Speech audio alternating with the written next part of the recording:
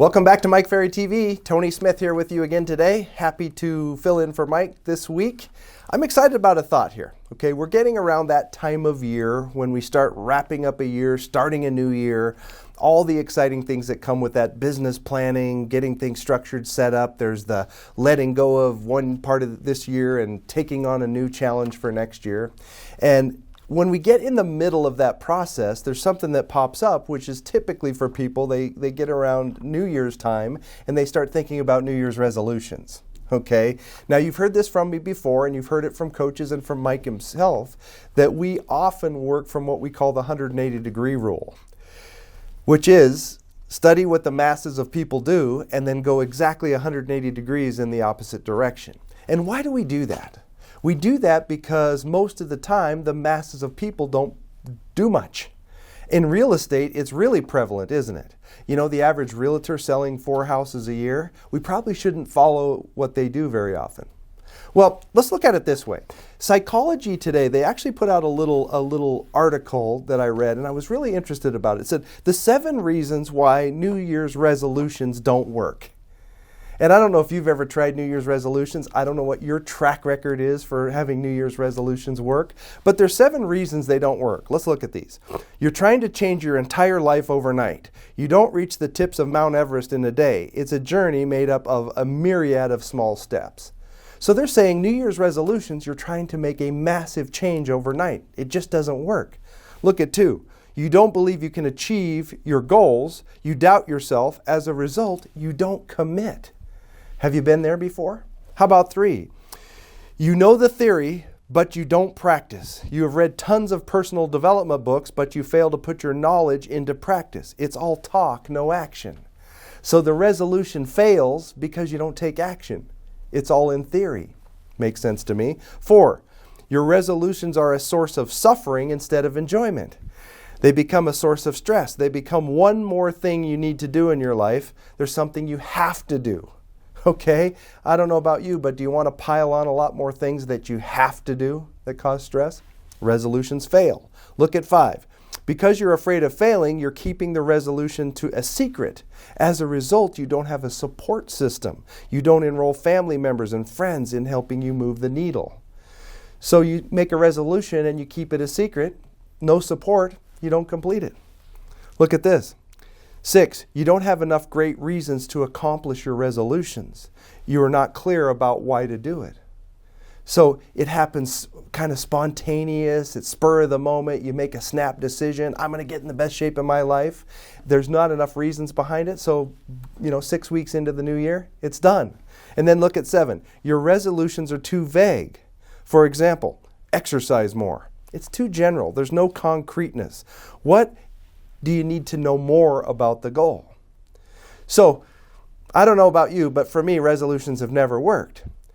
In the Mike Ferry sales system, we apply the 180-degree rule. The 180-degree rule is figure out what people do and then go the other way. If most of the world is setting resolutions that don't work, we should go the opposite direction. So look at this.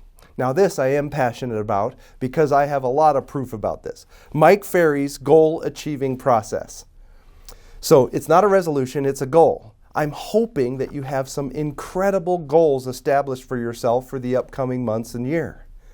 If you have some incredible goals established, Mike has created a little 7-step process to achieve goals. And I'm passionate about it because it works. I have personal proof in this. I can't tell you the goals that I've achieved in my life and career because of using this simple step-by-step process. Look at 1. Decide on the thing that you really want to have in life, the goal. Really want to have. What is the goal? Not spontaneous. You have to put some thought in it. What do you really want? Really want. And you have to take time to decide on what that is. Step 2, write it down in absolute detail what you're trying to accomplish. Write it down in absolute detail. Right? You want to buy a new house. You want to close 50 transactions for the first time ever. You want to increase your income to an income number. Write it out in absolute detail what you're trying to achieve. Look at Mike's step 3. List all of the obstacles and solutions to those obstacles. So take time, and I have this goal. I want to buy a new house. Obstacles. I need to get a bigger down payment. I'm going to have to decide where I want to live. I'm going to have to make sure I can finance the new home. I have to sell my current home.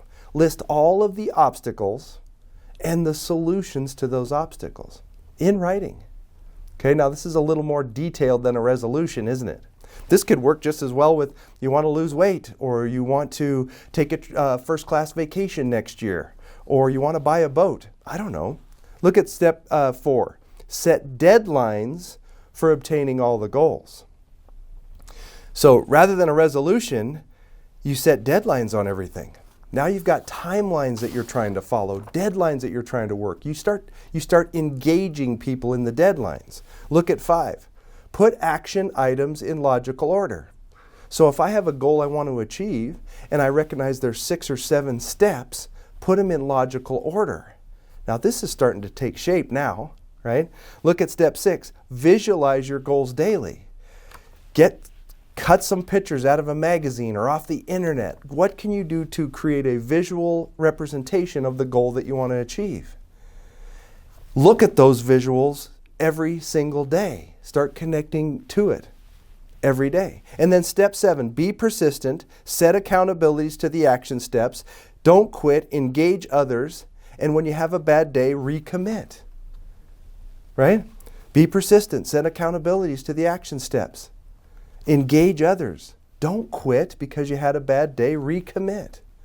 Now, if that isn't the 180-degree rule from New Year's resolutions to achieving goals, I don't know what is. So I'm hoping you have some exciting goals for yourself as we get to this time of year. I hope you have some things that you're passionate about having happen in your life and business. Try using Mike Ferry's goal achieving process. It works like a charm. Thanks for your time.